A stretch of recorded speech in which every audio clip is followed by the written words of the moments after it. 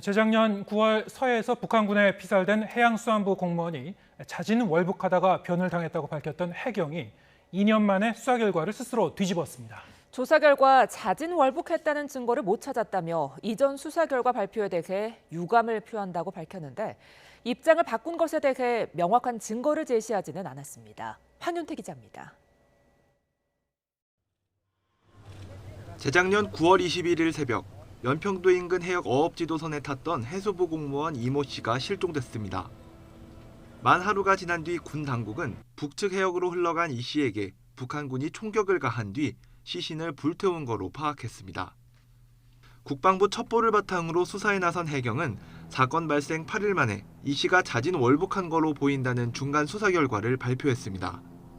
평소 재무 등으로 고통을 호소했던 점, 국방부 관련 첩보 등을 종합하여 볼 때 자진 월북 가능성을 배제할 수 없어. 하지만 2년이 지난 뒤 해경은 스스로 수사 결과를 완전히 뒤집었습니다. 당시 이 씨가 탔던 어업지도선 승조원들의 진술과 미국과의 공조 수사 결과 등을 종합한 결과 이 씨가 자진 월북했다는 증거를 찾을 수 없었다는 겁니다. 그러면서 당시 섣불리 수사 결과를 발표한 것에 대해 사과했습니다. 종합적인 수사를 진행했으나 월북 의도를 인정할 만한 증거는 발견하지 못했습니다.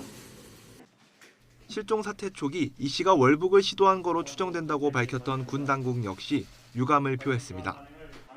월북을 시도했을 것으로 추정된다고 발표함으로써 국민들께 혼선을 드렸으며 보안 관계상 모든 것을 공개하지 못함으로 인해 보다 많은 사실을 알려드리지 못한 점에 대해 유감스럽게 생각합니다.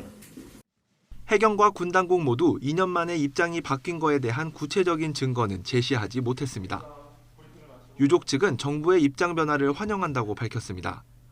이러면서 당시 수사 기록과 첩보 등 핵심 자료는 대통령 기록물로 지정돼 봉인된 상태라며 헌법재판소가 해당 대통령 기록물법 조항에 대해 위헌 판단을 해야 한다고 촉구했습니다.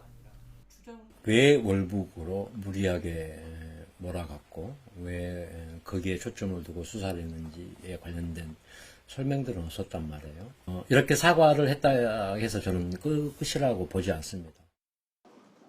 유족 측은 또 이 씨가 자진 월북했다는 수사 결과를 발표한 당시 해경지휘부를 수사기관에 고발할 계획이라고 밝혔습니다. YTN 황윤태입니다.